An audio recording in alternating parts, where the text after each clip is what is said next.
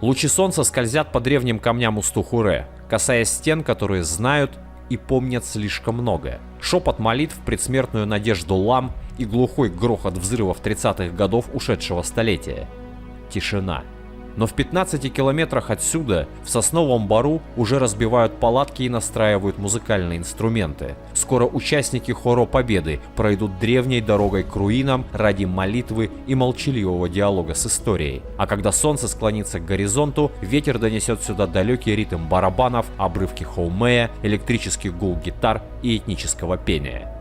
Так начинается 22-й международный фестиваль живой музыки и веры Усту-Хуре.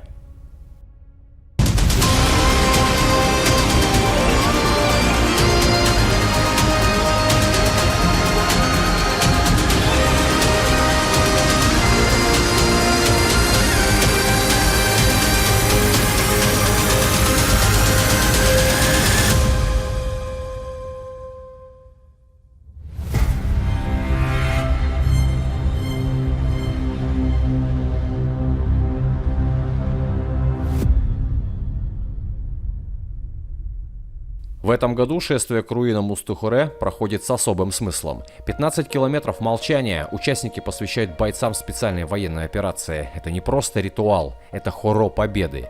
Каждый шаг на 15-километровом пути – нить между поколениями, между защитниками 1941 года и сегодняшними воинами. Это незримая связь, а самое главное – вера в победу. Со слов директора фестиваля Игоря Дулуша, основная отличительная черта Усту-Хуре 2025 года. Победа. Нам нужна победа, как в 1945 году. И чтобы победить, нам нужно объединиться. Все граждане захотеть должны победы. Просто мы знаем, мы чувствуем, что многие не понимают, но многие как бы отстраненно живут. Если все будут хотя бы понимать, хотя бы переживать и хотеть, вот тогда будет победа.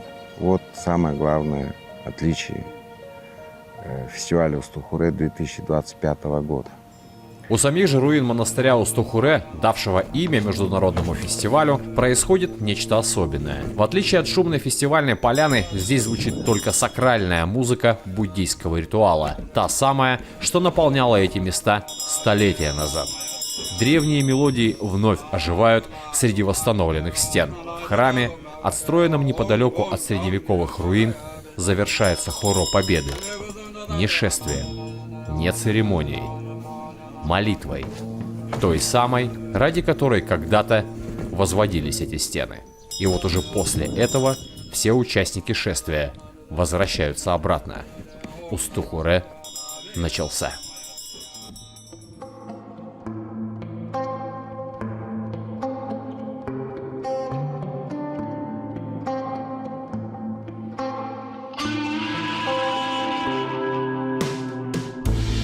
На фестивальной поляне начинается привычная суета, настройка звукового оборудования, первые пробные аккорды. Эти звуки, пока еще хаотичные и нестройные, уже собирают первых зрителей у главной и единственной сцены. Для таких мастеров, как народный артист Республики Тыва Альберт Кувезин, это просто рабочий момент. Он один из хедлайнеров фестиваля, к числу которых мы еще обязательно вернемся, но для многих музыкальных коллективов все только начинается. Впереди серьезный конкурсный отбор. Не каждому, кто мечтает выйти на сцену, суждено получить право выступить на Усту-Хуре.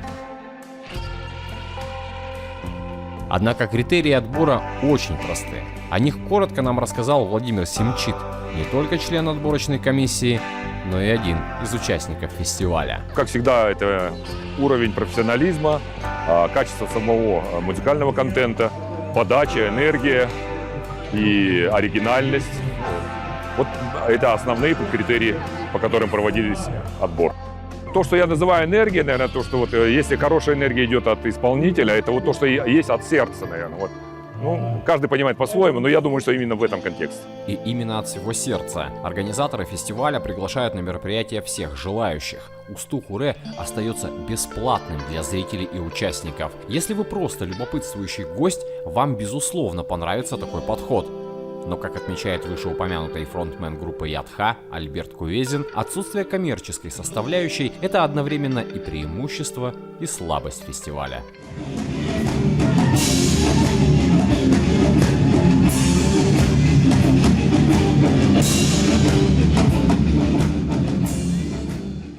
Этот фестиваль уникальный, потому что он выживает, несмотря ни на что. Есть подобные фестивали в разных регионах Сибири.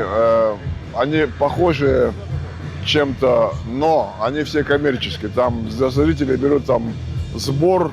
Они говорят, нам же надо заплатить там приглашенной звезде какой-нибудь там. В нашем случае это все по-другому. Единственное пожелание оргкомитету, чтобы они долго не сидели, а думали о будущем, хотя бы звук новый, свет.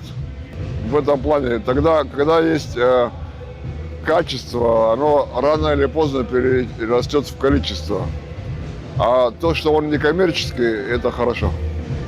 История фестиваля насчитывает более 2 десятков лет, и за этот немаленький срок у Усту-Хуре сформировалась постоянная команда организаторов, искренне преданных идеям фестиваля. В числе таких Жанна Принглаева. В этом году для нее это уже 18-й фестиваль. И коль мы заговорили о том, что можно было бы добавить или вернуть в Усту-Хуре, у Жанны с ее опытом есть что сказать. Вот я бы даже не добавила, я бы вернула то, что когда-то у нас было. Но оно со временем ушло.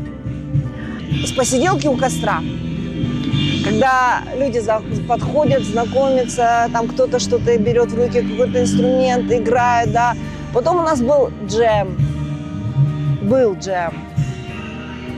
Но все это ушло.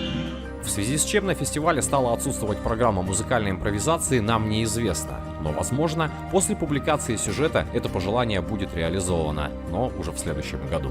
Возвращаясь же в Усту-Хуре 2025, а именно к приглашенным звездам, то внимание зрителей было приковано к 2 артистам. Марии Селезневой, солистке Самарской филармонии и лауреату международных конкурсов, и легенде джаза, подданному Великобритании Рою Янгу. Оба артиста, выступающие в разные дни фестиваля, поразили публику своим искусством. Оба харизматичны, у обоих неповторимый сценический образ, ставший настоящим украшением фестиваля. Я очень давно, первый раз побывала в Туве. Меня пригласили выступать с Тува джаз-бендом. И меня сразу настолько это удивило, настолько это отличается от всех других республик, от всех других областей. Но это, конечно, верование, это философия и невероятная мудрость. Я считаю, это вот отличительной чертой Тувы. И меня очень удивил оркестр, и мне нравится с ними играть. Они всегда на позитиве, всегда шутят. Нам очень комфортно вместе. И вот уже не первый раз я приезжаю в Туву, и каждый раз для меня это радость большая.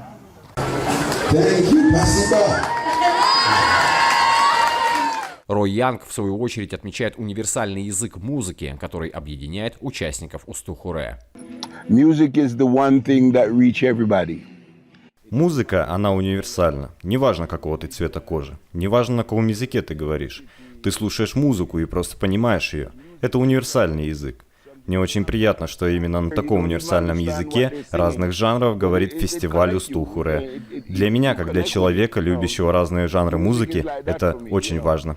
Хочется отметить очень важный момент профессионализма Роя Янга и коллектива Тува Джаз Бенд. В тот момент, когда Рой давал комментарий нашей съемочной группе, он еще ни разу не выступал на сцене совместно с Тува Джаз Бендом. Его впечатления и эмоции от совместного выступления мы оставим без перевода.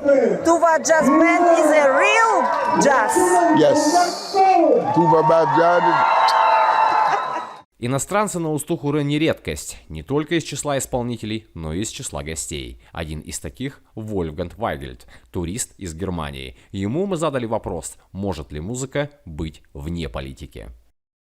Can be.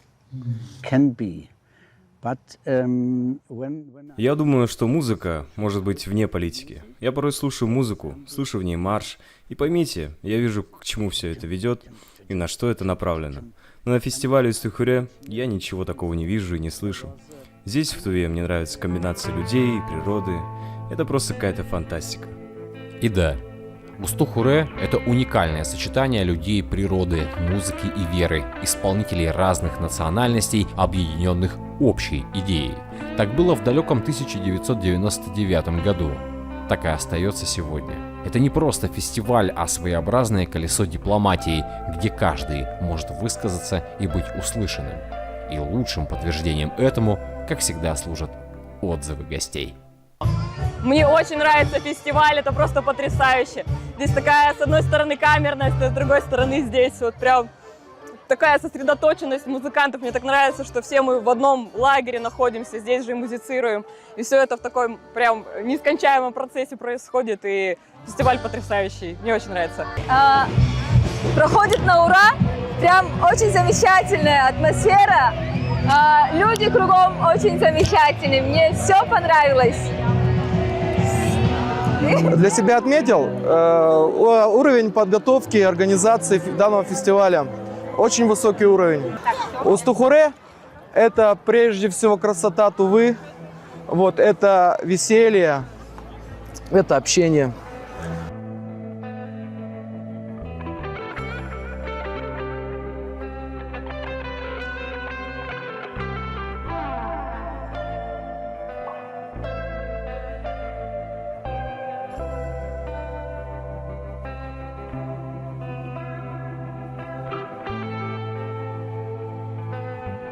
Усту-Хуре – это уникальное событие в биографии Республики Тува и, как следствие, в жизнях сотен людей. Фестиваль достойный больше, чем просто новостного сюжета.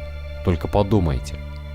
Здесь, в окрестностях города Чадан, вот уже 22 раз Усту-Хуре объединяет людей разных национальностей, разных взглядов на жизнь. И каждый год, когда затихают последние аккорды, а гости разъезжаются по домам, в них остается что-то важное. Та незримая нить, связавшая на несколько дней музыкантов и зрителей в единое целое. Усту-Хуре давно перестал быть просто фестивалем. Он стал местом силы, где рождается настоящее понимание между культурами, между поколениями, между человеком и этой древней землей. Здесь, под открытым небом Тувы, продолжает твориться история. Живая, звучащая и объединяющая верой. История, достойная того, чтобы ее услышали.